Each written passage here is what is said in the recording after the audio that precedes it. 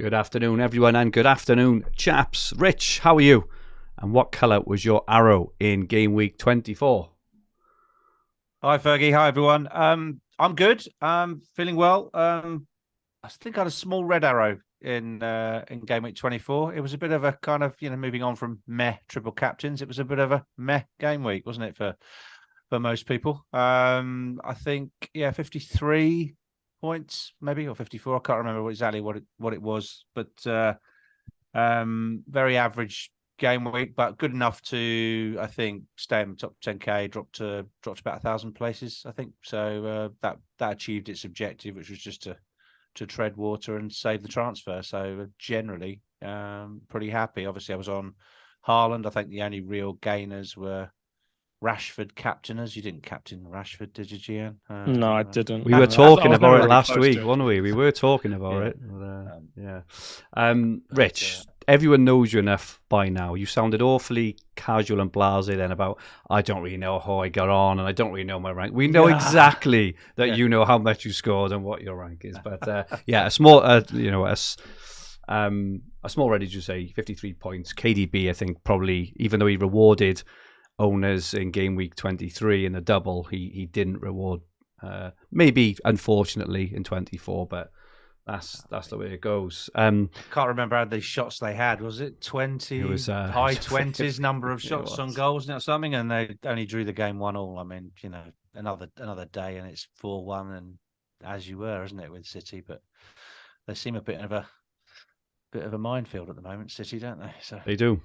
As Abu Thair Kumar says in the chat, here for Jian, the GOAT. We are joined today by the wonderful Jian Batra, who is flying since he last came on. I think last time, Jian, you were ranked well above 1 million. But do you want to tell us how your last few weeks have gone? Yeah, so the last few weeks have been pretty stagnant because I always knew that the double for Arsenal that week was going to be a bit tricky for me. But I managed a really small red that week and a really small red this week, so that I managed to stay inside the top 100k.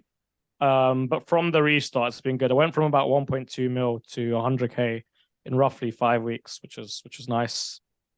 It was essentially good, going Kane. That's good going. It's awesome going. To show how quickly you can make progress. Yeah, exactly, 100%. Don't give up. Especially don't in a give period up, like people. this. And it just shows as well how I'm just. I think for the last two seasons almost, I haven't budged from between 80k and about 300k. And I'm back there again. I just cannot move from this route. I very rarely kind of fall down, but I very rarely climb. And even when I do climb up, I'll make some kind of rogue move to try and double down on it, and then end up dropping back down again. But yeah, that's really, really well played there, Jan. Class coming through, Cream rising to the top, and all that jazz. 53 points this week, same as Rich. Different team from Rich, but same one for you. I scored 57 points, so I was punished last week for not having De Bruyne. I kept on to Bruno, and he duly delivered this week with a lovely 12-point haul. So just a small green for me. I'm trying to think where we lost out. Actually, I had Mahrez, so Andreas came in for Mahrez with a 3-pointer, and I held on to Kane as well. So a bit of an okay week. 57 points up to 271k, but nothing to shout home about. Did save my transfer, so excited now, obviously, because we've got some news to talk about in a minute about a big double game week 29 and what that means. But firstly, let's just say hello to everyone in the chat. Absolutely superb to have everyone in. FPL Big Head says cannot wait. Ron Espacet is in San Francisco and says, you guys have guided me to a best relative month ever so far. 264. Very, very well played. I'm 1974. Says hits galore. He says, I have a good 10 with no hits with Patterson. FPL Gaza is in. Helga is in. Good evening from Norway, he says. Oberis from Washington. G. Davidson. Russell Skidmore. Steve Sedman. FPL Sparta. FPL Swanson says, favourite time of the week. Hours 2, FPL Swanson. Josh Hall, Daniel Robert, and so many others. Thank you so much for joining us. And Helga says, chat strategies, guys. What are your plans? I think he means chip strategies.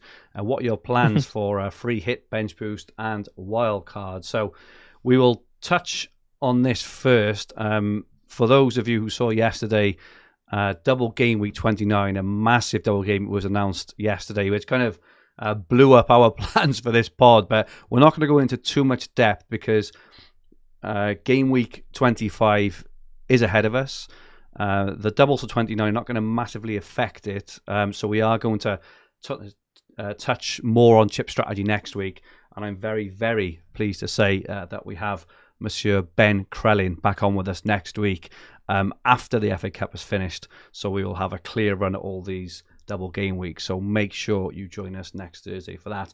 But in the meantime, Rich, do you just want to kind of explain what was announced yesterday and what it means for fantasy managers?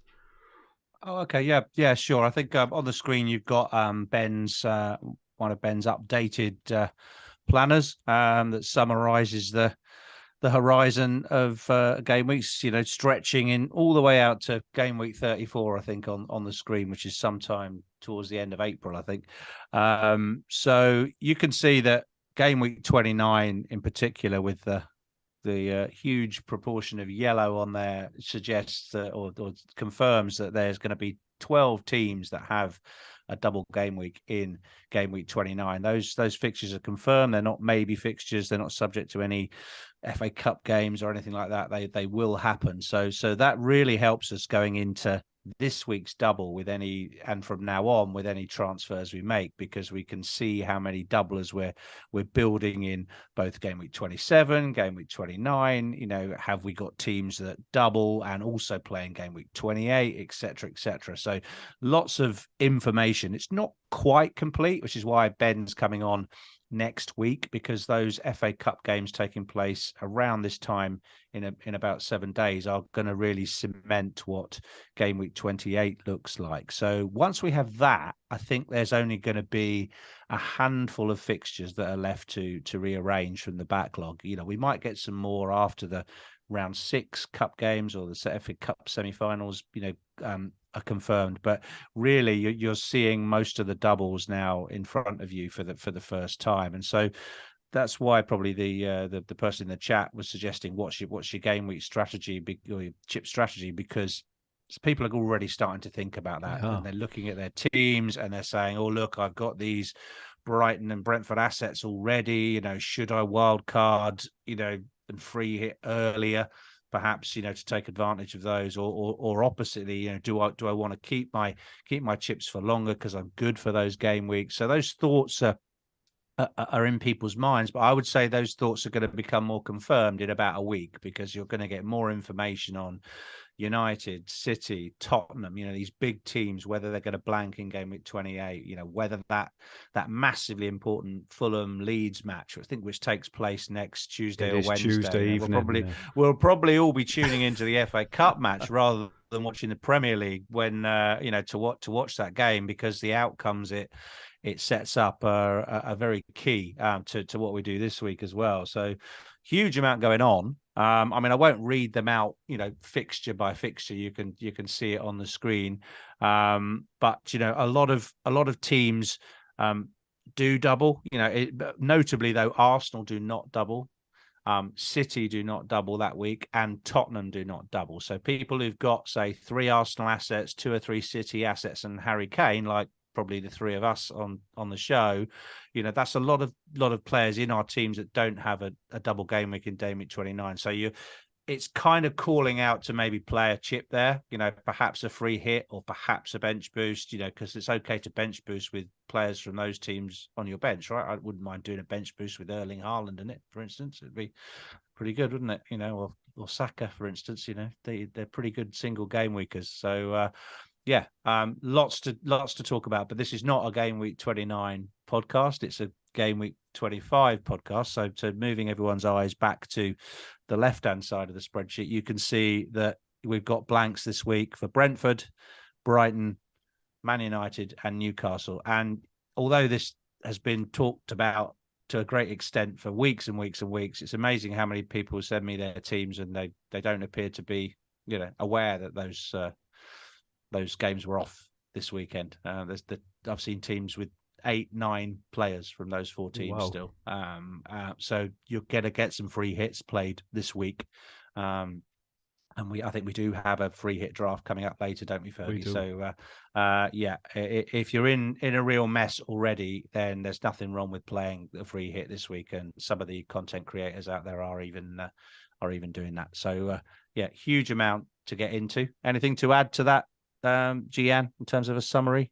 Yeah, so obviously I won't be here next week, so I'll give my 2 pence on the trip strategies very, very briefly.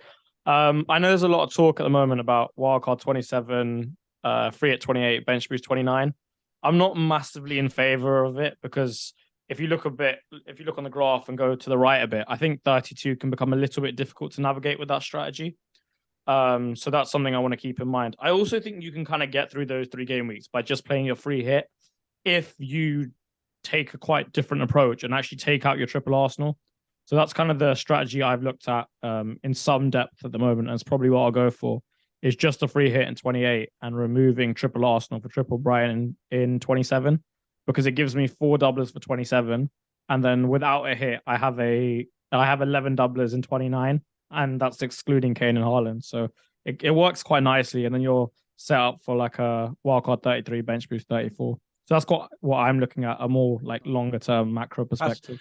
That's an interesting scenario. That, I mean, it's obviously going to be team specific, isn't it? Depending on players. I noticed you've got like Tony in your team already and stuff like that. So that sort of lends itself to that kind of approach. But I'm very much sort of the opposite. I'm very much sort of thinking I'm going to try and tiptoe through game week 28. Might even start bringing in game week 28 as this week in order to give me a better chance of navigating that week. So I like to keep my chips late, and very much sort of thinking that I might even, probably going to play one before game week 29, but it might only be the bench boost, for instance. As you say, there's a lot of teams, very easy to play a bench boost, probably a massive proportion of us carrying Danny Ward. Leicester have got a nice double that week, I believe.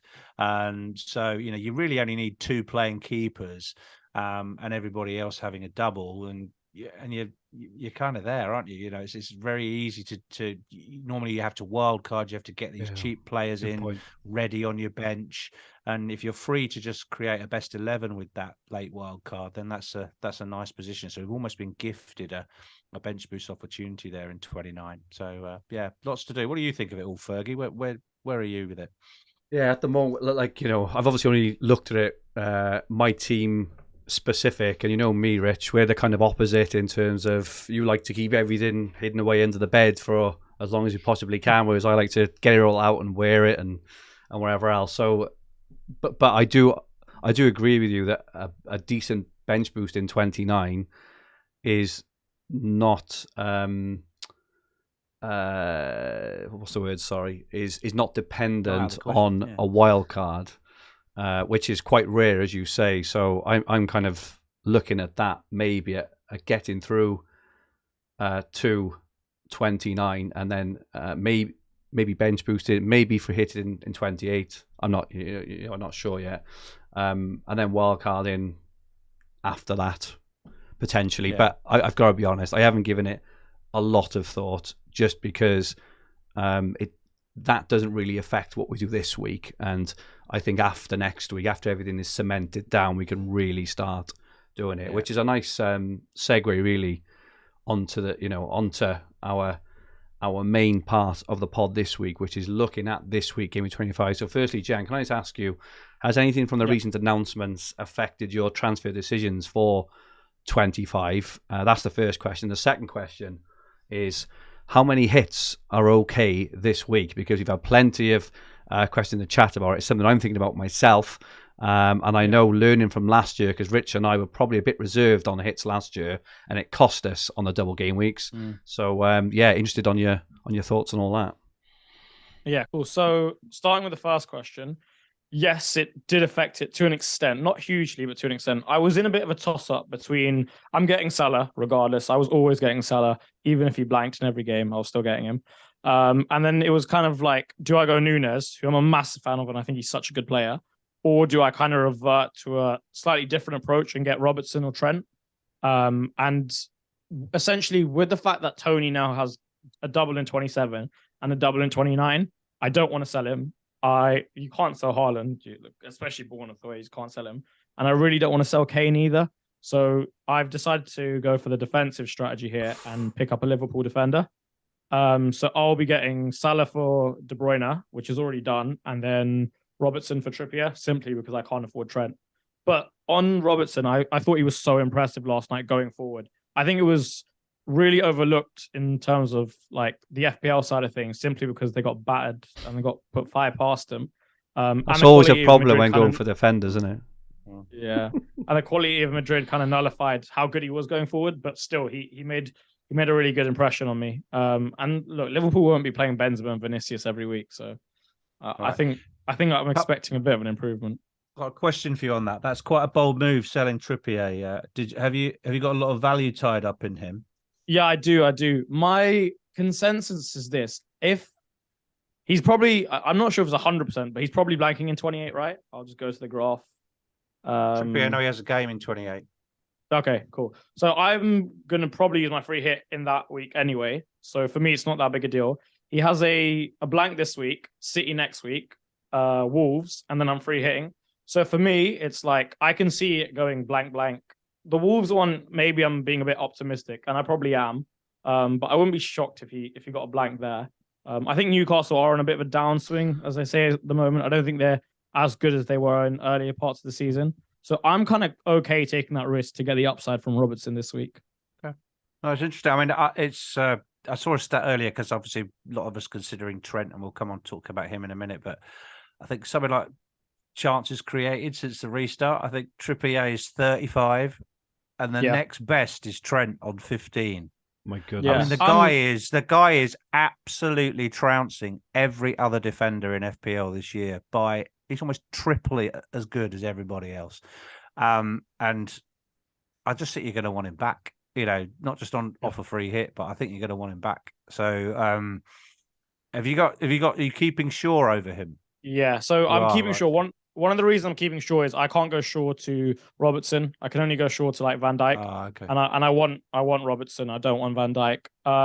Another thing with Trippier is, and I'm well aware of the strength of his argument. You could there's so many good points for him.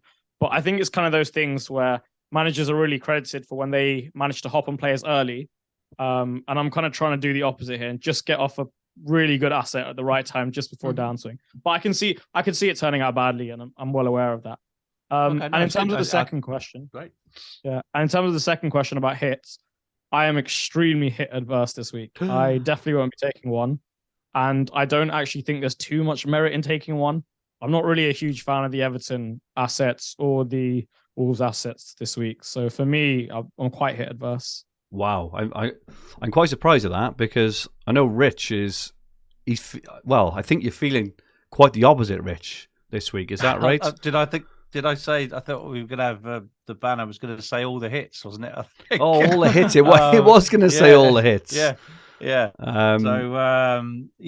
I funnily enough, I'm normally with you, Jian. I'm very conservative. I didn't take a hit for 20 game weeks. First one was to get Kane in game week 20, I think, and that's the only hit I've taken all season. But yeah, I'm sort of opening the floodgates this week. I just think this is the week. This week and game week 29 and game week 34 are going to be the 3 highest scoring game weeks of the season. And I just think from past experience, as Fergie said, not being aggressive in those game weeks, because we now know so much more information. We can make those 3 or 4 transfers and clear out some deadwood, fix things for down the line. So it may not immediately pay back, but it's going to put teams in a tidied and better state for navigating those game weeks ahead. So I'm sort of very much sort of pro taking a -4 or a -8 this week. I may not, but I think I'll probably go beyond the 2 threes definitely. So is it looking really like a -8? I love it.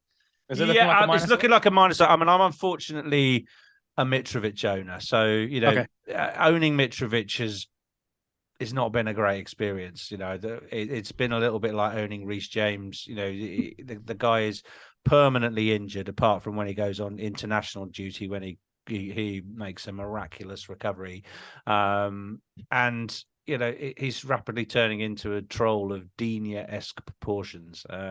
So I really feel that is got to go this week, unless the report on Friday is, he's fit and he's going to play, and we may get early team news, so it'll be a late transfer. I will just, if there's jeopardy there, I will transfer him out because I can get someone in who plays in game week 28.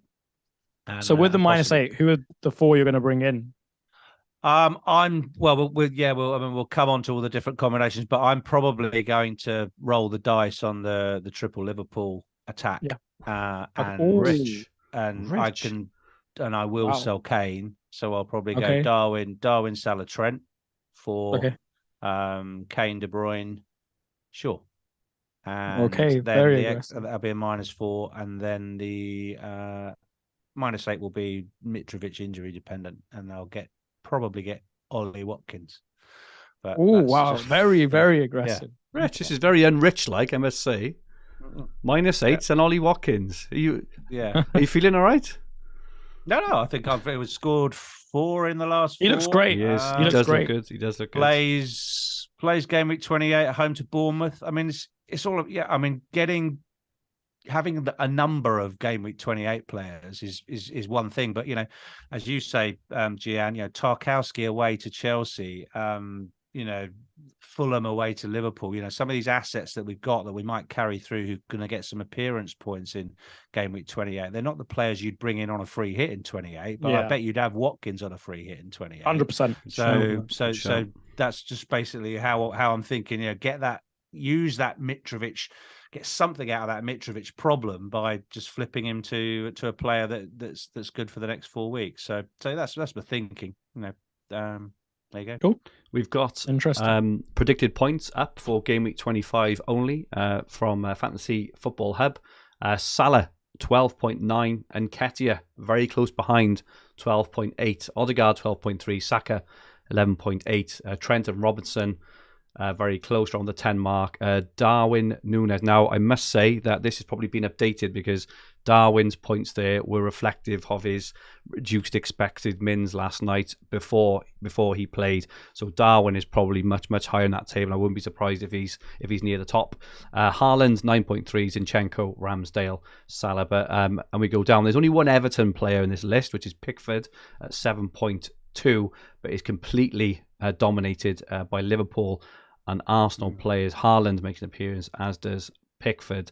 So in terms of players for this week, Jan, if I can come to you first, who are the kind of top 4 or 5 picks, regardless of your team now, just in general, the top 4 or 5 picks who you think, we should really be targeting this week? Well, I like the algo this week. It agrees with my views for once. So Salah for me is top of the bunch. I don't think his ceiling is as good as previous weeks, but I do think, previous years, but I still think it's better than pretty much most in the games. Maybe Haaland aside. So for me, he's number 1. Odegaard is like my differential captaincy shout. I think he's got a hole in him. Saka, obviously, I won't own him, but definitely. So those are my top 3, and I think they're like a tier above everyone. And then if I had to choose another 2, definitely Trent at 4th. And then as much as people probably won't like it, I'd actually go Robertson 5th over Núñez. I'm slightly concerned about the expected minutes now. Klopp really likes Hopta, and he's a really good player, so it's fair. And I think Núñez might play like a 90-60 split at best, 90-70 at best. And I kind of want someone who's got better expected minutes. And I think Trent and Robbo's ceilings are so high. And they've got 2 of the best fixtures to get a clean sheet in. I quite like the chances of it. Fair enough. Interesting there. You ignored Núñez and Nketiah as well, who was really, really high on this. Not an Nketiah fan, or is he just because you can't fit him in your team? I think he's a good player. I don't think he's as good as Núñez in any capacity. And I think he's kind of going through a patch where Núñez did earlier in the season, where he's just missing too many big chances for me. He's getting the chances, but he's missed so many now that for me, I kind of prefer going Odegaard and Saka, and I think they're a tier above, especially with the extra clean sheet point, the extra point for a goal, and just the fact that everyone's got one defender pretty much from Arsenal. Fair enough. Thank you. Thank you, Helga in the chat, who's just confirmed that Darwin is now up to 12 points in the predicted points. That puts him 4th behind Salah and Nketiah and Odegaard. Rich, what are your thinking for the best 4 or 5 players for this week, regardless of any kind of, transfer plans or your team? Who are the best players to pick? Yeah, sure. I mean, I think there is a bit of, personal team bias. If you've got Nketiah in your team, and he is in a lot of teams, you've been a bit unlucky in recent weeks. His expected stats have not been backed up with real goals and real assists, have they? Really? So but he's had a lot of I think he's 4 XG or something in the last 2 or 3 games. So he is due, as you say. So I think he'll get something in these next 2 games, and I'd certainly be holding him until Jesus is showing signs of coming back. So Nketiah is right up there. I've got Odegaard and Saka, and very happy with them. So not surprised to see them near the top of the chart. After last night, I have to say, I was, very, very confident about doing that Liverpool triple up that I described. But Liverpool's, you're not buying those defenders for the clean sheets, are you? They're not like. I know they're expected to get a clean sheet on the odds and stuff, but I can't see it with the way they're defending. I know they won't play Real Madrid every week, but to lose 5 at home like that is, shambolic. Probably Gomez may not play again this season. I don't know. But they're just so calamitous, aren't they? Yeah, it's the only word to describe them. I like what Gareth put in the chat. You did say earlier, Rich, verbatim, until Jesus comes back, and Gareth Bennett says Jesus should be back by Easter. So yeah, he should be. absolutely, yeah. So I historically, Trent and Robertson been great assets, and I'm not surprised to see their expected points, up there. It must be on just their legacy stats that are giving them that reputation. But it's a lot of money, and definitely I was chatting with a few hub contributors last night about is Trent worth 7.3 million? Because if you're going to go offshore like I am, do you go up? You spend that immediate 2 million or 2 of that 3 million that you release from Kane, you spend that on upgrading Shaw, or do you go the other way and you downgrade to James Tarkowski? And it'd be nice to talk about him, because lots of people brought him in already. Lots of people are moving to Tarkowski this week. 4.3 million, has a double game week, plays in game week 28, perfect fit for Sean Dyche football, is the target of most of their set pieces right now. He's quite attacking. His stats are good. There's loads going for him for 4.3. But I think you're going to agree with me for once here, Jian. I don't know. Jan's busting. I just don't rate argue. Everton. I just don't rate Everton. I don't rate their defence, and I don't rate them as a team. And I just think, well, relying on an Everton defender, even if it's just one, it just feels wrong when I can get arguably the best fantasy asset in the last 3 years in for a double game week. We are going to agree. We are going to agree. Oh, wow. Look, for me, it's really simple, right? I think Villa score. I think they're actually one of the best attacking sides in the league at the moment. They have defensive issues, but Emery's a really, really good coach, right? And he's been successful pretty much everywhere he's gone. Even at Arsenal, he did a decent job, but he had a lot of things against him. He's done amazingly at Villarreal. He's obviously done so well when he's competing in the Europa League. So I think he's coaching a really good side. And Ollie Watkins is probably in the best form I've seen him in. So I think Villa go, and same with Bailey, Douglas Luiz. So I think Villa go to Goodison Park, and I think they get a goal. And then I think Arsenal away is just like Arsenal away. It's like one of the toughest fixtures in the league at the moment, if not the toughest. So I kind of just see it as they don't get any clean sheets. They probably concede 2 to Arsenal, and that's just a 3-pointer. But that's just how I see it, like in the most simple way. It's fair, I think, and I don't think as FPL managers we look at things sometimes in its simplest terms. Sometimes we think double game week, and you just think, oh, I have to have players. But I think the way you've just explained it there, because I was planning on bringing in Tarkowski, and after that passionate defence of not doing it now, what you say makes absolute sense. I think Villa will score, and I also think Arsenal will score. So Tarkowski's XG recently, I think his average is about 0.14, but even that 0.14 is only like a 14% chance of scoring. So it's actually low. He may get one, but in all likelihood he won't. And as you say, you're stuck with a 3-pointer. So I really like it how you've broken it down there into its most simple terms. And sometimes we just need that, don't we? Rather than just looking at everything at a kind of a standard that's FPL right. level. There's 3 million difference between Trent and Tarkowski, For a reason. and they are not they're not like assets. The only thing they've got in common is they've both got 2 games. Yeah, I think Fergie makes such a good point about the XG. I've seen a lot recently about how he's like such a big goal threat. I wouldn't say he's such a big goal threat like either, but in general, like centre backs don't score headers every game. Like, yeah, they'll get goals here and there, but in terms of like just from a mathematical standpoint, if you want to get one goal from 2 games, the probability is far less than 50%. So you can gamble, and that's fine if you fancy a gamble. From a mathematical standpoint, even that doesn't make too much sense to back the. Do you know what? There was a game about 2 or 3 seasons ago. I think it was Burnley, and it may have even been Tarkowski and me, right? And I'm sure it was right towards the end of the season, and content creators and people on social media had absolutely convinced themselves, because I think they were playing someone like West Brom, right? Okay. And West Brom had the worst XGC and the worst XGC from corners or whatever else, and Tarkowski and me and Burnley had the best. And people had absolutely convinced themselves that they could not score a header from a corner, and people took hits to bring them in.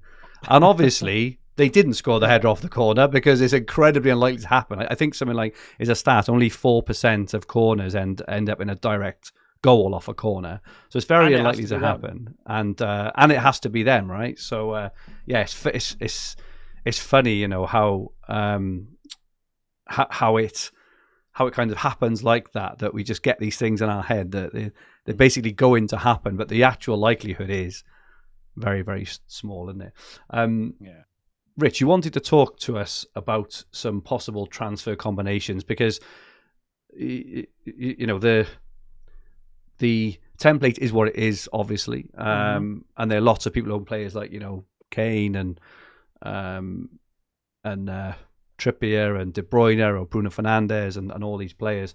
There's lots of names we've already talked about, like on this slide now, right? So Trent, Tarkowski, Salah, Darwin, Robertson, etc. But there'll be plenty of players, us 3 included, and probably the majority of the listeners will be considering different combinations of moves. Yes. And you wanted to talk through some of the most and I think we could just there's half a dozen of these, and what I've tried to do is summarize the common transfer combinations the Twitter community or some of the ultra members have presented this week, from their teams, and patterns that I can see in teams. Obviously, I can't cover 11 million fantasy teams and have every combination, but hopefully we'll cover, the aggressive hit strategy, the conservative no hit strategy, assuming that most people have 2 transfers, and that a -4 or a -8 is, sanctionable or in some way cheaper and palatable this week. Yeah, palatable, absolutely. It's perfectly fine not to take a hit, of course. If you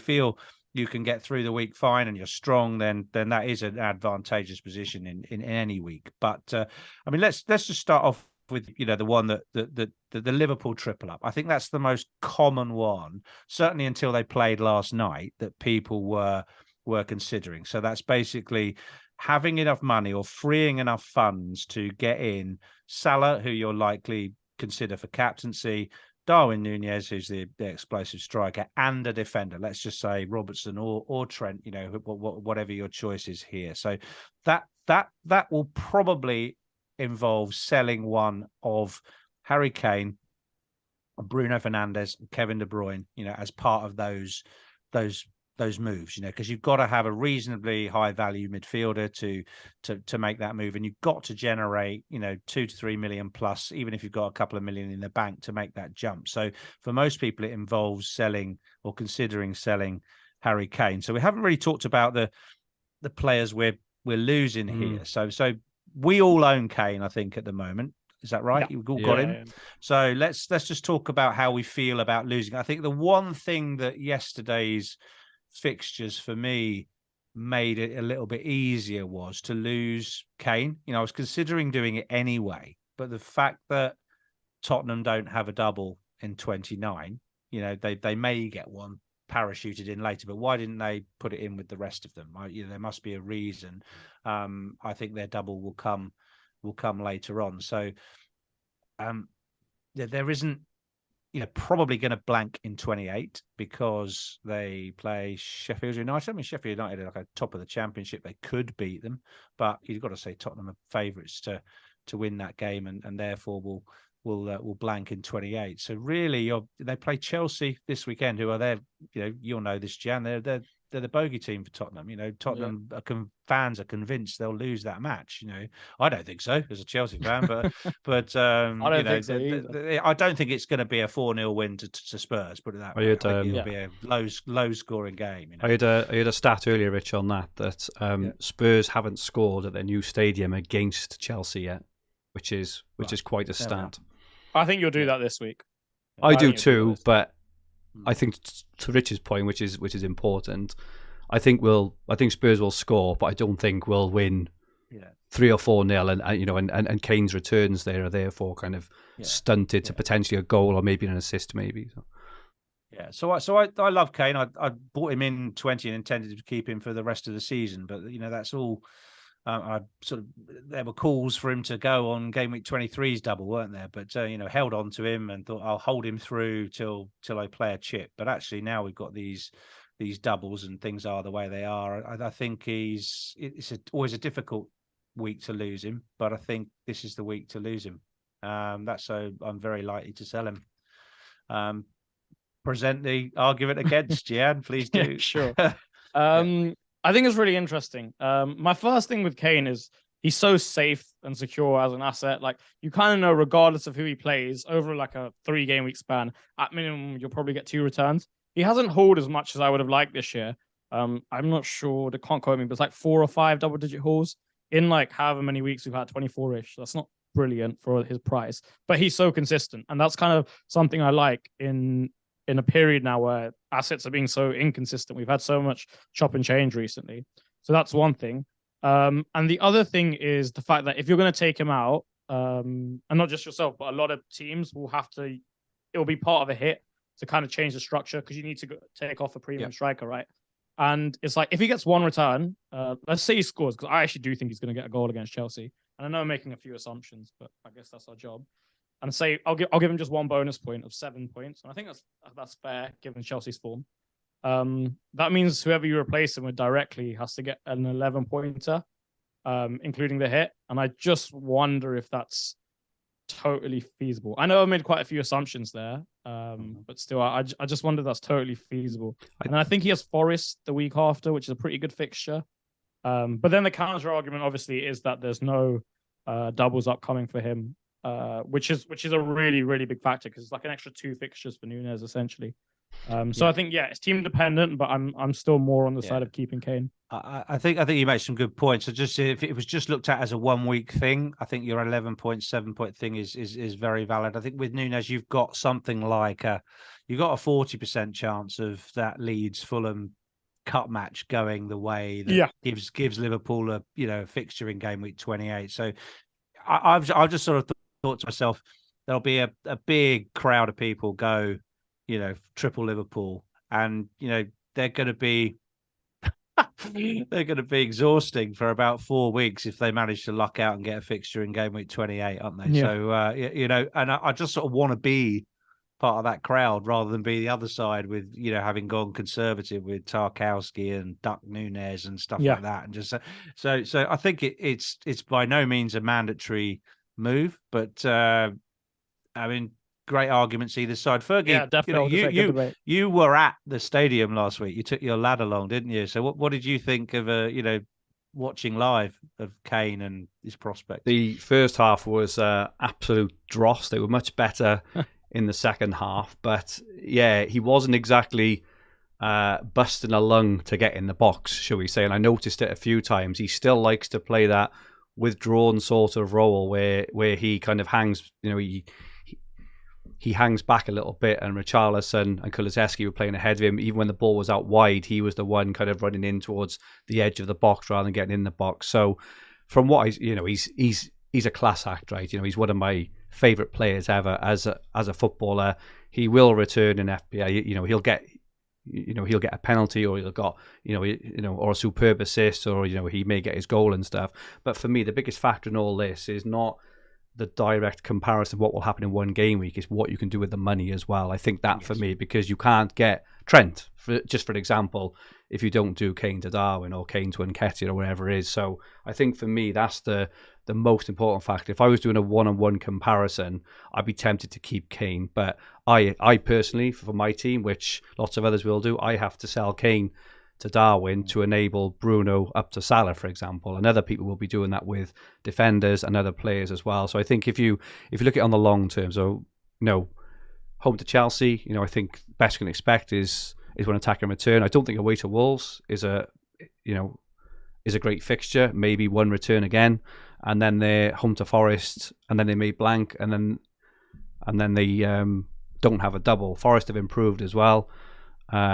So in those kind of 3 games, I see maybe, even if you say 3 goals, when you consider the potential upside of Arsenal and Liverpool attackers, like Arsenal's next 4 fixtures are spanking, right? Leicester, Everton, Bournemouth, and Fulham. Liverpool's Palace, home to Wolves, home to United, which I think will be a fantastic match, and then Bournemouth. Consider what you do with the rest of the money. I'm pro selling Kane. I do expect him to return though, so if people do sell him, we have to be prepared for the giant slap in the face when he does score, and maybe ours don't, but that's just part of the game. And to Jen's point earlier, which I like, is this game is all about timing, right? Like 99% of the game is around timing things right, getting off players in the right time, getting on players at the right time, and you just have to sometimes put your kind of nail on the mast or flag in the sand off, or wherever the sayings are, and just say, right, this is what I'm doing, this is my plan, and stick to it. So I'm selling Kane, and I'm comfortable with what he does. Yeah, very good. I mean, and to your credit, just on that, I heard what Fergie just said, but I heard you say earlier on another pod this week that a lot of your rise from $1 million to 100K or whatever was down to being on Kane at the right time, and having him for his, was it a 17-pointer or something, at Christmas when nobody else had him. So that's when you get the gains, is when nobody else got him. So one last point on Kane that I was just going to say. Obviously, I think we've been somewhat conservative about his return, saying that he'll get a return here or there. But as Fergie said, he is one of the best strikers the Premier League's ever seen. He's a world-class player. And I think the Hall you referenced, the Palace one, Spurs. Oh, I think Chan's just frozen. He's going to go off and come back on. He'll be back now. Apologies. That's okay. He's back. Yeah, I was going to say, in the game, he did get that 16-pointer. Spurs were awful in that first half. And in that second half, it was just 2 world-class finishes and a good assist to Son. And he's kind of got the ability to do that against anyone, even if Wolves away is somewhat of a difficult fixture. So I think if he has a good half an hour spell, he can completely crush in that sense. Yeah, agree. But like I say, and this is a mental thing for me in FPL is knowing that can happen, but being comfortable that all the factors that you put into making a decision, you factor that in, right? You can't take out Kane and then just moan because he scores a brace, because we all know he's perfectly capable of doing it, right? But you've got to look at the bigger picture, at the potential upside, at why you've made the move, over a number of weeks. It's not just 1 week, for example, and just run with that, haven't we? So and it sounds like we're all, we're all agreed that we're probably going to do that, I think. And maybe for different reasons as well. 2 out of 3 of us are. Yeah. But okay, no, I mean, that's really interesting. So that's a pretty common one. This is a more conservative one. So this is just a no hits move, or a 2 transfer move. So I think most people saw that Kevin De Bruyne didn't travel with Manchester City. Is ill for tonight's game. So, chances of him training or playing at the weekend against Bournemouth are lessened. So KDB to Salah, Shaw to Tarkowski to fund is the second combination that's very popular this week. A lot of people already bought in Tarkowski, but I think he's due to rise tonight. I think KDB and Salah were due to change prices last night. I think you made one of the moves, Jan, in anticipation of that, but they didn't happen. I mean, there's some content out there today that FPL towers are a law unto themselves as to when prices actually change. But I'd be surprised if we got through another night without those prices moving. So This one perhaps could be made this evening. Luke Shaw to Tarkowski to generate the funds to do KDB to Salah. I mean, I make that suggestion. I know you only need 0.2 million at the moment to do KDB to Salah on its own, but equally, lots of people need to lose a Newcastle or a United player, and the argument for Shaw going is similar to some of the other arguments we've already had on this show. Is that he blanks this week, he very likely blanks 28. He plays Liverpool away next week, which is arguably used to be United's toughest fixture, probably certainly the biggest rivals. And he's just got that one game in 27 against Southampton. So you can lose Luke Shaw, even though you might have 500,000 plus of value built up in him. But equally, if you've got the spots on your bench, it's fine to keep him. It's just about the fact he doesn't play in 28 that I think he's a good off this week. Thoughts? Yeah, for me, and again, this is why I think, like you said at the start, it's so team dependent. Yeah. Don't quote me on this, but I think at the moment I have one player for 28, just one player, so I kind of have to free hit. Explains a lot, doesn't it? Yeah, maybe it's 3, but it's really like a tiny amount. But I actually think that like the fixture against Southampton is better than the one for him personally. Is better than the one that Trippier has against Wolves in that week. So that's kind of my thinking, but it is somewhat optimistic, and I see the argument for like keeping Trippier and selling Shaw. I really do understand the argument. So not much debate. Yeah, I think selling Shaw, Fergie, or keeping him. I'm definitely keeping Trippier ahead of Shaw. If nothing else, it's just his bonus. He's just insane. He's just incessant, and I think Jian, that could be one which could hurt you when he concedes, gets booked, but still ends up with max bonus. But I was thinking of doing Shaw to Tarkowski, but I'm not 100% sure after what we mentioned earlier. So this is why I like doing this pod. I say it every week. I like doing it in the middle of the week because it really helps me kind of cement my thoughts. So I know I'm doing the 2 attacking moves. I do need to do another one to get 10 players, but I'm just not sure Tarkowski for a hit is worth it. So I haven't quite made my mind up yet on that. But I think if you have 10, it's probably fair, because even if he gets like 3 points, you only lose 1 point. Yeah, but then you got him instead of Shaw, who's home to Southampton in 27, for example. So I'm not sure. I need to give it a bit of thought. Any other combos there, Rich?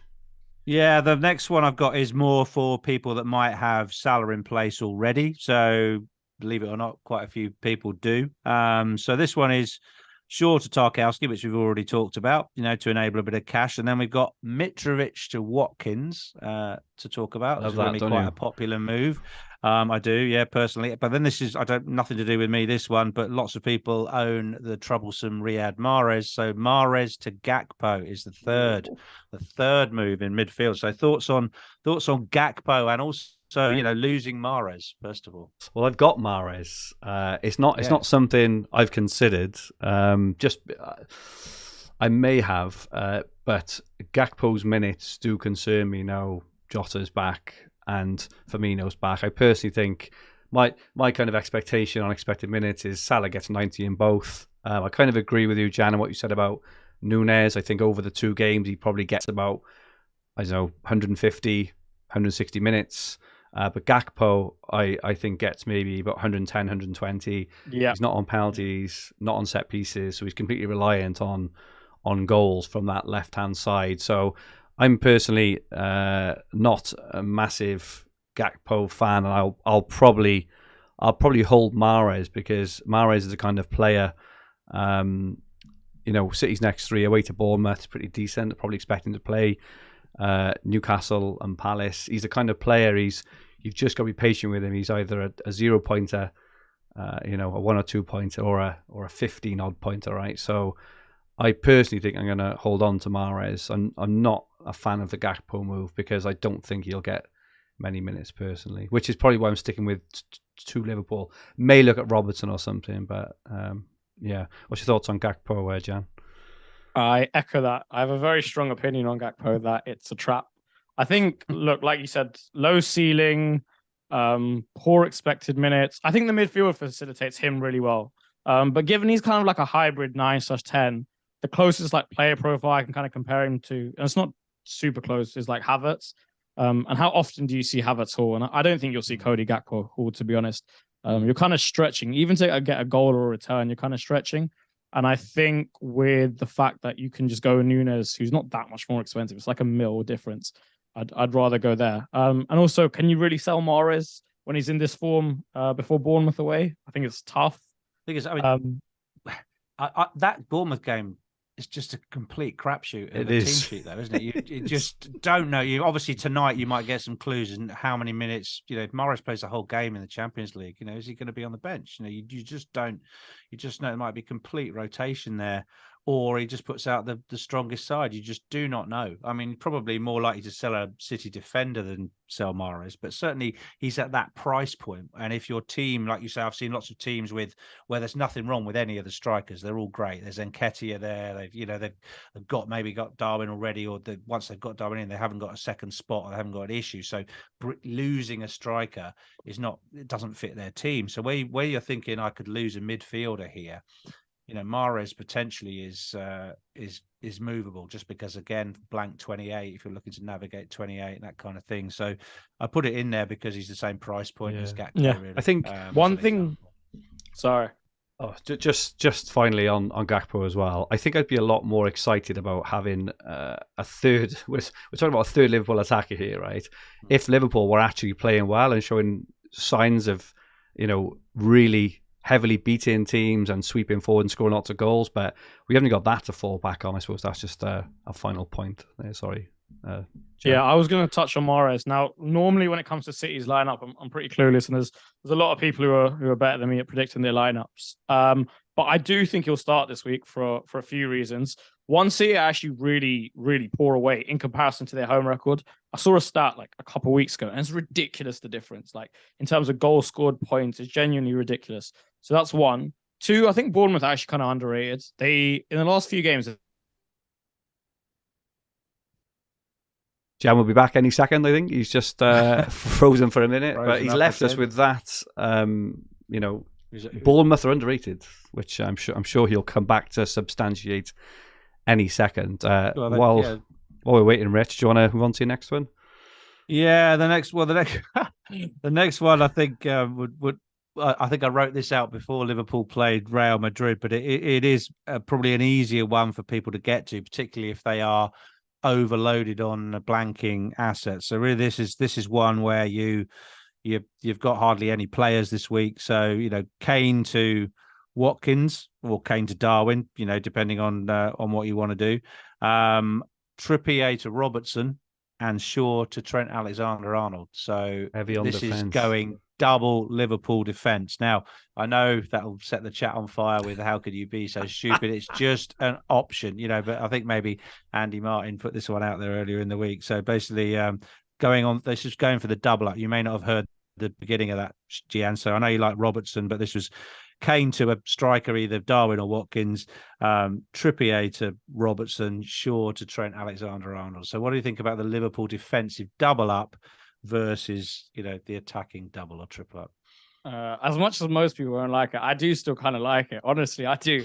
If someone has it, I think they're quite well set for it. Honestly, I think it's two of the best fixtures to get a clean sheet in.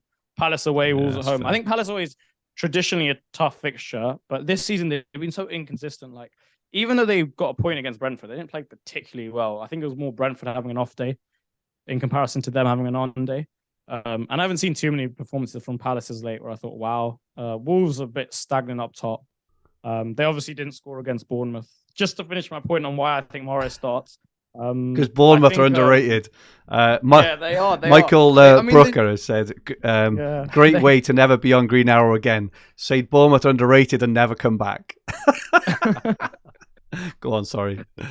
I do think they're underrated. I think City are a bit poor away from home in comparison. And I think with the league being so tight, you kind of has to play his strongest team. So okay, fair enough. Yeah. But I like going back to Rich's moves, I like the double up. Just given its ceiling. I think the ceiling's so good for it. I bet you, right? I bet you that Liverpool concede within 20 minutes in both games because they just always do. Oh, wow. How many times this season have you seen Liverpool 1-0 down in 5 minutes or 10 minutes? They just cannot defend.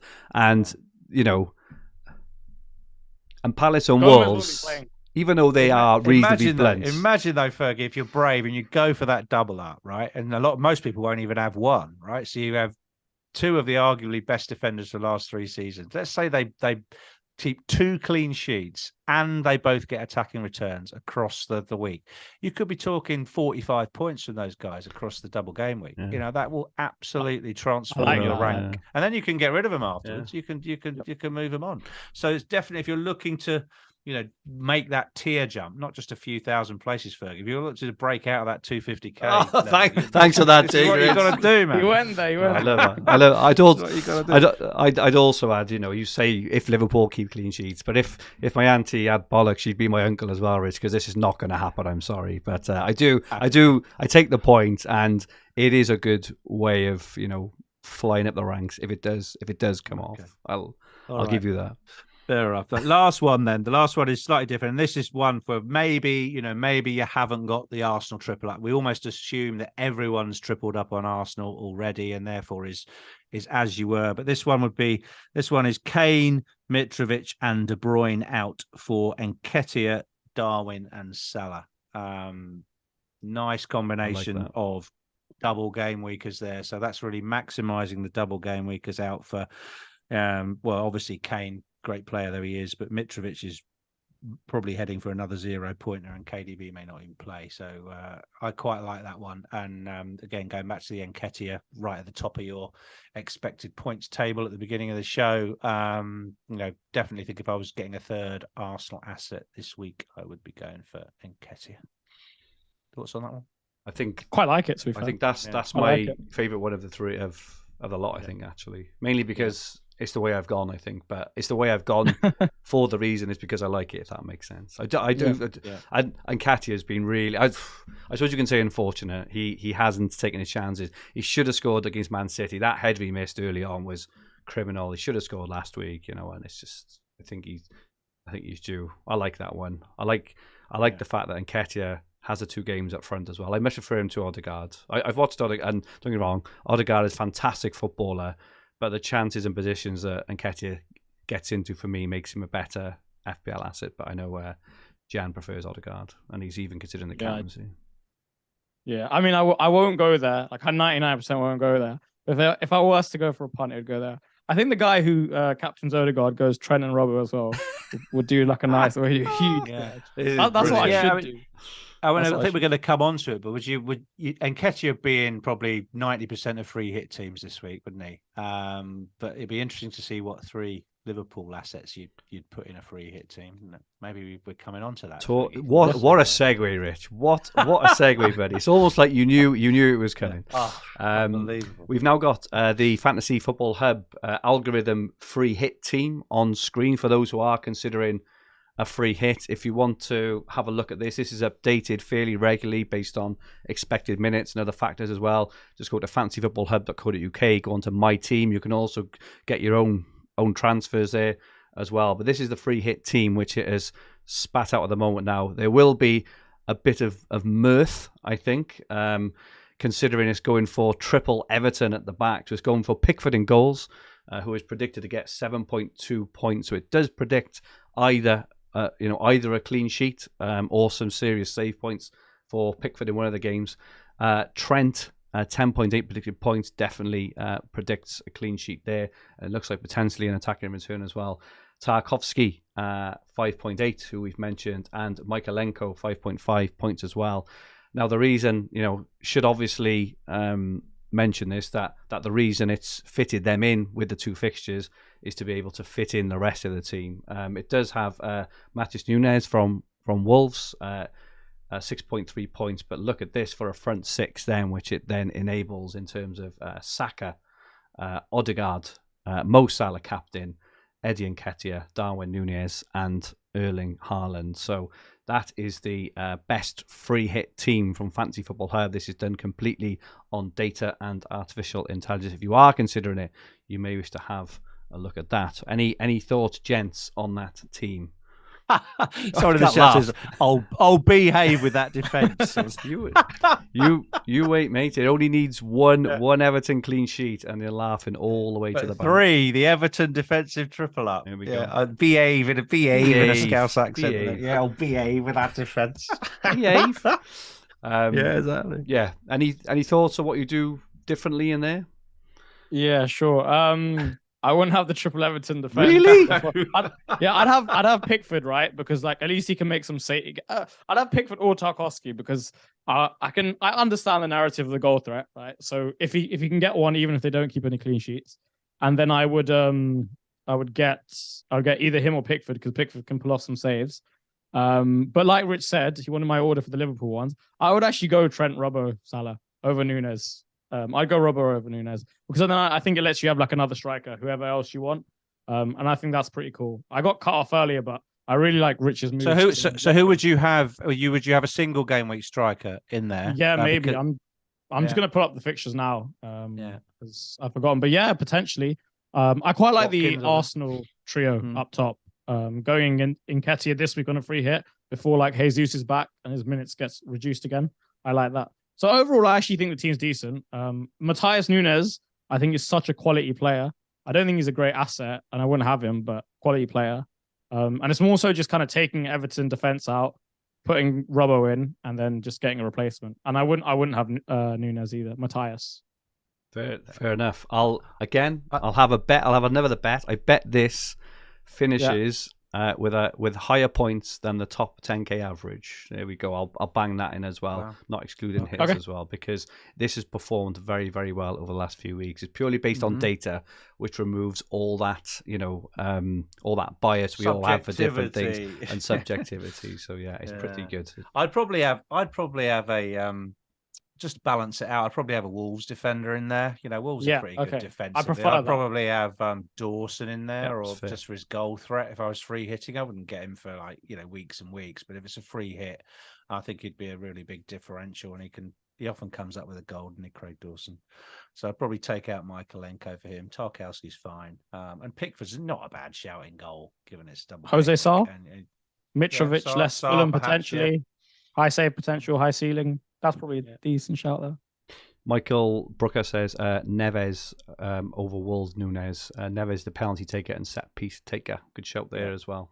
Yeah, good shout, yeah. Interesting chat this week. It's the first time in a long time where Haaland hasn't been top of the captain in terms of the poll or the predictor. So I mentioned it earlier. In terms of the predictor, Salah 12.9 points, and Nketiah 12.8, Odegaard 12.3. Darwin is now up to 12, and that doesn't include Saka, Trent, Robbo, and everyone else.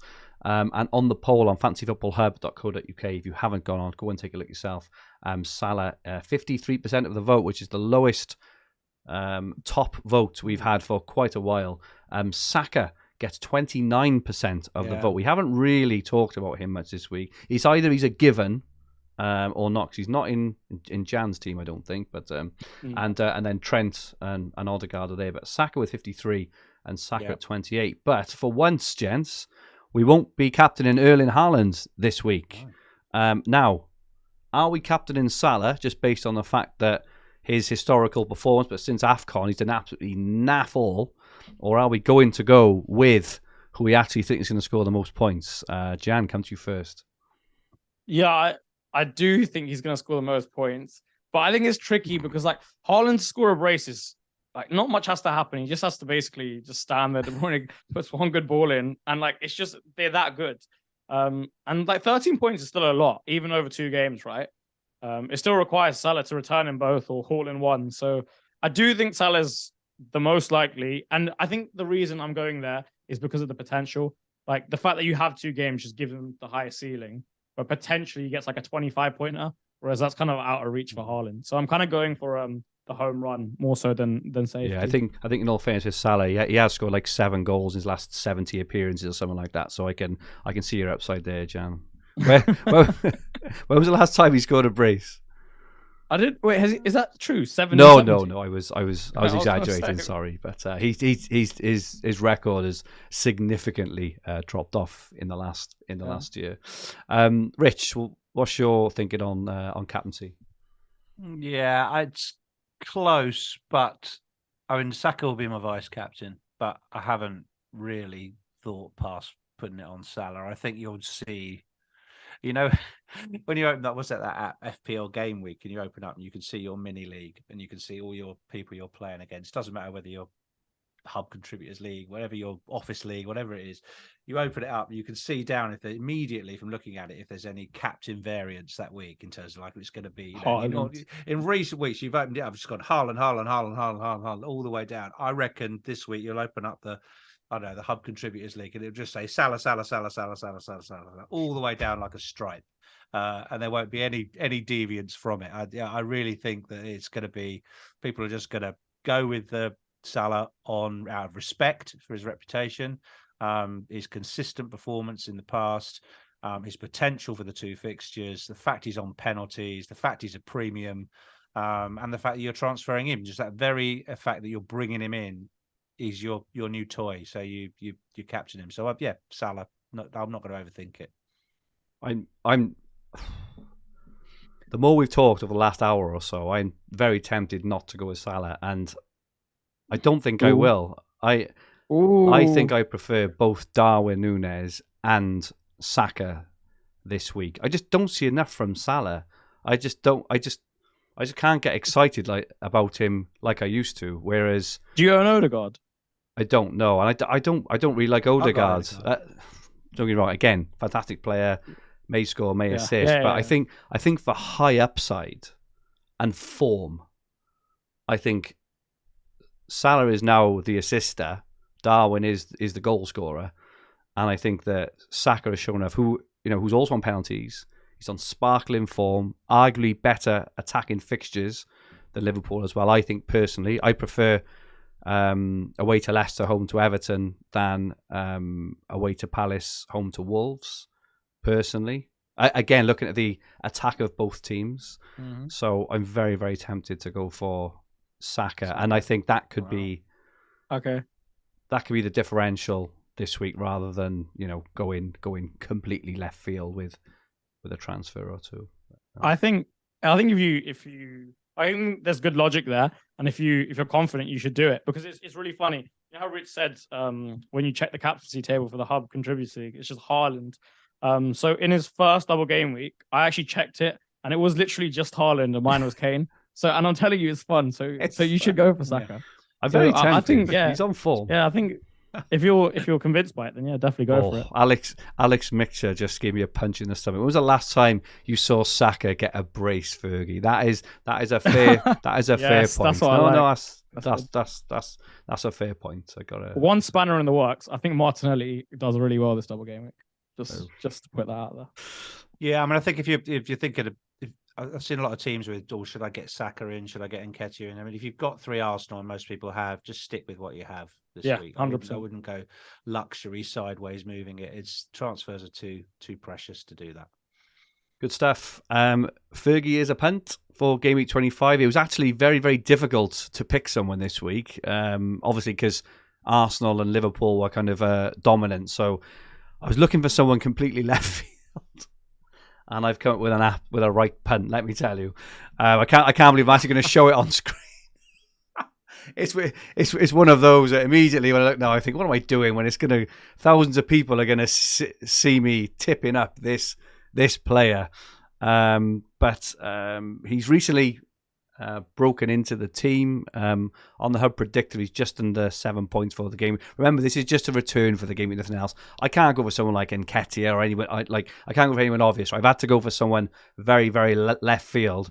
Would you believe for Wolves that not one of their recognised strikers has scored 1 goal this season? So there's no way I could go for any of them. Dominic Calvert-Lewin is injured.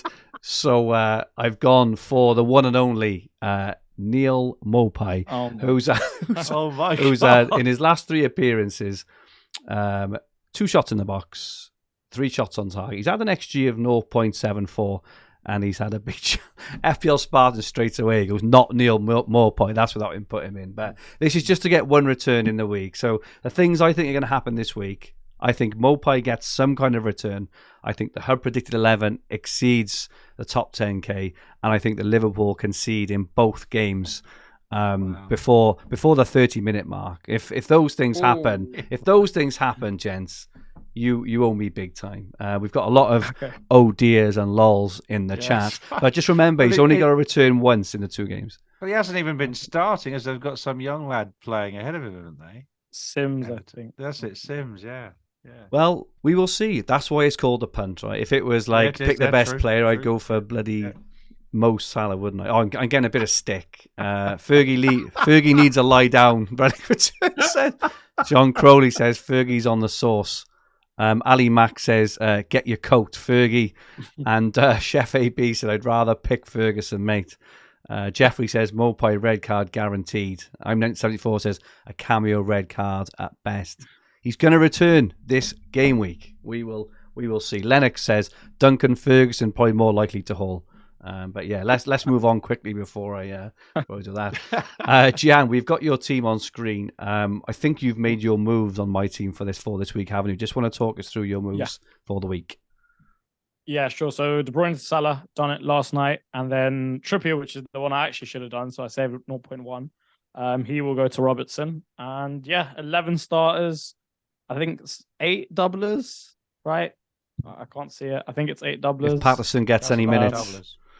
Yeah, Patterson for me is a 1-pointer. And considering I say Tarkowski gets 3, I'm happy with that. Bueno, I think against the Mitrovic-less Fulham, there's potential for a clean sheet there. And if not, hopefully Andreas gets the return. So I'm pretty happy with it. And I think Martinelli's my dark horse this week. I think he'll do pretty well. Yeah. Like interesting comments just on Patterson, because I hold him as well. Sean Dyche was really bigging up Seamus Coleman this morning, which is not good news for Patterson owners. But he may get a cameo. He may start one of them.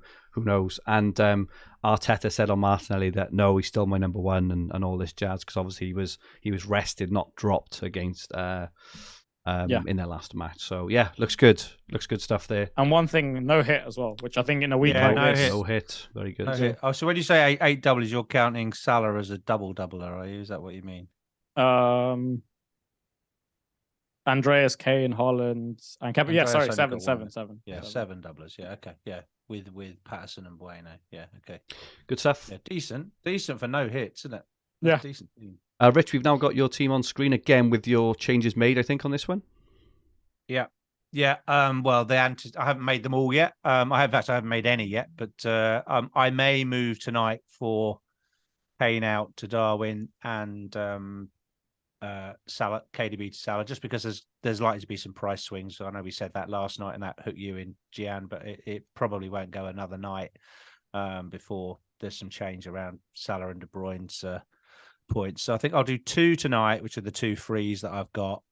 Then I will have to make my mind up on whether to go to Tarkowski, going downtown for Everton's double, or whether to go uptown for Trent Alexander-Arnold and complete the Liverpool triple up. I just prefer Trent over Robertson because of that Tsimikas starting risk, and just I've always liked Trent and he's certainly playing better from an attacking perspective, pinging in the crosses and stuff like that. And just hoping that Liverpool get one clean sheet, one attacking return. That's going to be 15 to 18 points for Trent. That'll be fine. So I think he's worth it for the short term. And you can, as I think Will once said, didn't he, that you can come down off Trent to anyone in the defence. So that's always an easy move to come off him when you want to. And I just want to have the 3 Liverpool raffle tickets, if you like, for that game, and then wait for the Fulham Leeds, huge Fulham Leeds fixture in the FA Cup, and just cheer on Leeds for that game. And then that makes 28 an absolute breeze. But the only other transfer I will make is if Mitrovic is not confirmed to be fit and available, I will sell him for Ollie Watkins, and I'll do that this week for a -8.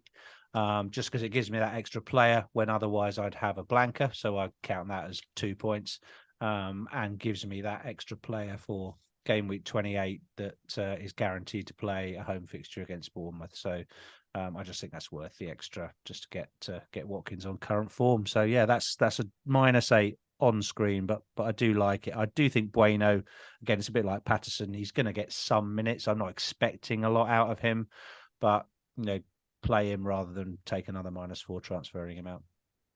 Good stuff. I haven't made changes on my team. It's showing as playing Ward, but I'm definitely playing Kepa against Spurs.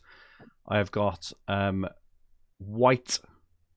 It's my only playing defender at the moment, and Patterson. And my only playing defenders at the moment. I will have Saka, Andreas, and Mahrez, and Nketiah and Haaland. My 2 planned moves for free will be, as I mentioned earlier, Kane down to Darwin and Bruno to Salah. My 3rd planned move was probably either Shaw or Botman to Tarkowski. But I'm not as convinced on that as I was. Now that was for a -4. Everton obviously do play in 28. They've also got Forest in 26 as well. So a bit to think about there. But I think I'll be keeping Mahrez. Oh yeah, you've got quite a lot of United and Newcastle. Yeah, so I kept Bruno, whereas a lot went for De Bruyne, didn't they? So I'll definitely be keeping Trippier, Rashford, and either Shaw or Botman. So I'll get out 10 players for a -4. I could look at a -8, but it would mean another defender, and I don't think I can go up to Trent or Robertson anyway. So I'll just have to have a think about that. But Joe Gomez for 4.3. No, especially not. I was saying it beforehand, but after last night, no way. Yeah. So that's just very, very rough thoughts. But I think Fergie, if you're going to captain Saka, why don't you just ditch Salah and get Robbo and Trent together and go really differential? I could do that, and that would be really different. It could also be absolutely catastrophic to my season, which I've done that before. I'll never forget game week 1, Rich, if you remember. I think it was 3 seasons ago now. Salah against Leeds. Triple captain him, didn't you? No. This is when I didn't go with him, and lots of other people did. And I did that as well. Right. And I went with Aubameyang and captained him for his 1 assist when Salah got the hat trick. Even though looking back, I can't help sometimes. Looking back, if you remember those, 2 of those were penalties for handball. That was the first season where there was this new handball thing where it didn't matter where it hit them or how it hit them. They gave penalties left, right, and they stopped it after about 7 or 8 games, didn't they? They suddenly just stopped giving them. And I can never, ever forgive that because that was a nightmare. But anyway, I need to put some thought into it. But my immediate thoughts are say Kane to Darwin, and Bruno up to Salah. I'll have to give some thought to the 3rd moves, but I'm not averse to taking hits. Like I say, Rich and I suffered last year when we weren't aggressive enough on these doubles, and we could have taken -4, -8 and benefited 20, 25 points, which is what a lot of our rivals did last year, and we just weren't attacking enough at the right times. And as you say, Rich, I completely agree with you. 25, 29, and 34 are going to be 100-point weeks. You've got to try and be strong in the big weeks.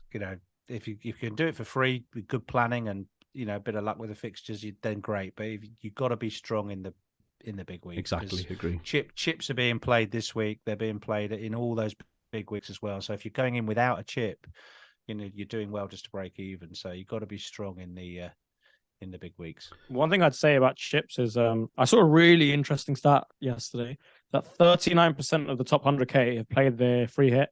39% of that's a lot of the top 100k. And then it's like another 20% have played their second wild card, which is like ludicrous considering how much that is, considering we've only had like 7 weeks. I mean, and that's going to be a struggle. It's a struggle with 1 free hit with the 15 weeks to go. Yeah, exactly. 12 weeks to go. It is going to be hard work. I think it's easy to think because we're nearing March that we're like normally this time of the season, we're normally around like game week 28 or 29 or wherever it is, but there's still a long way to go in this season. I think Liverpool, and one other team have only played 22 games. They've still got 16 games to go. Yeah. It's insane. Well, exactly. So that's why I said 15. I know there isn't 15 game weeks, but there's about 15 game weeks. There is. Fixtures It's left. massive. About 1,000 points are odd, roughly, to play for. Exactly so it's a huge amount of the season to go. Right, exactly. Yeah. Competition time for our YouTube watchers. Firstly, our Game Week 24 win. We've had another winner. This is about the 3rd on the trot, I think. 15 points last week for Coleman, Emerson Royale, and Rashford. And Zoran Cabrillo, you are our winner this week. You have won a Fantasy Football Hub mug. You picked out Rashford. Very, very well played. And for this week's competition, and for a chance to win one of our fantastic Fantasy Football Hub mugs, which Rich is modelling over his right shoulder, you need to like this video. So press the like button, make sure you are subscribed, and then comment on who'll be the top point scorer in Game Week 25. Jian, as the guest, will come to you first. You can't go for any of the real obvious picks. Okay, yeah. It's not too obvious. I'll go Martinelli. I knew you were going to say that, and I think that's a really, really good pick. Good shout there. Rich, what about you?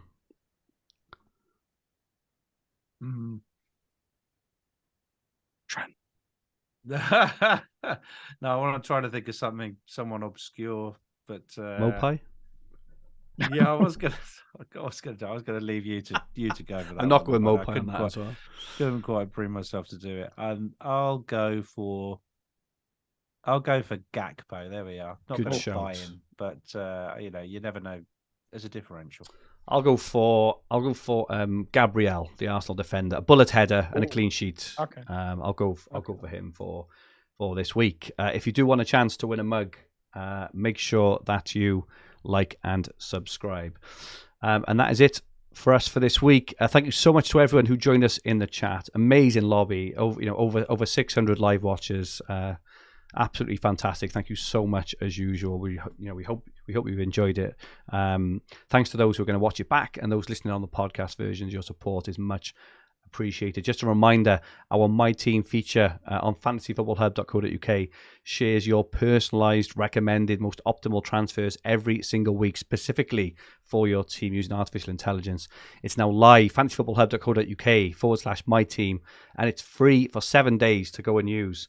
You also get Ben Krellin's planner for 7 days as well. So just go ahead and do it. We also have a Discord server now. The link is in the description. Come in and chat everything fantasy football. It is absolutely free. And Jian, thank you so much. Thank you so much for joining us this week. And where can people find you? They can find me on Twitter at FPL_Jian Batra. And make sure you catch Jian's spaces on the deadline every week on the Fantasy Football Hub at FFH_HQ. Does a fantastic spaces every week. Rich, thank you so much. And where can people get hold of you? I'm on Twitter as well, at Rich Clarke FPL. And don't forget, you can get Rich's confirmed moves every single week exclusively for Fantasy Football Hub members. 7 days free. Just go to fantasyfootballhub.co.uk. My handle on Twitter is at FFH_Fergi. Drop us a follow. And the podcast and video will be on the Fantasy Football Hub YouTube channel with the podcast versions available on all major podcast platforms. If you liked what you watched, please press the like button. Press like. Only 124 likes. We've had thousands of people watching. Only 120 likes. It takes a second. Just press the like button. And if you haven't, remember to subscribe to the channel in the bottom right-hand corner of the screen. If you enjoyed your listen, please rate the podcast. Leave us 5 stars and leave a comment. We'll be back next week with the one and only Ben Krellin, where we will have all the information ahead of Game Week 26 and ahead of the confirmed blank Game Week 28, double 29 and everything else. In the meantime, the very, very best of luck for double Game Week 25, and may all your arrows be green. Good night all.